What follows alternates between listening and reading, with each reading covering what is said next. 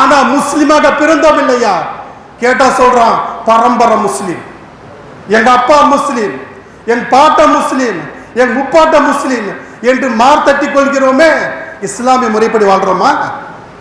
5 வேளை பேணுதலாக தொழுகிறோமா? ரமலான் மாத முழு நோன்பு நோக்கிறோமா? வசதி இருந்தால் ஹஜ் செய்கிறோமா? செல்வம் இருந்தால் ஜகாத் தருகிறோமா? நன்மைகள் ஏவி தீமையை தடுக்கிறோமா? சிறிய பாவங்கள் பெரிய பாவங்களை விட்டு விடுகிறோமா? அல்லாஹ்வுடைய அச்சம் கொள்கிறோமா?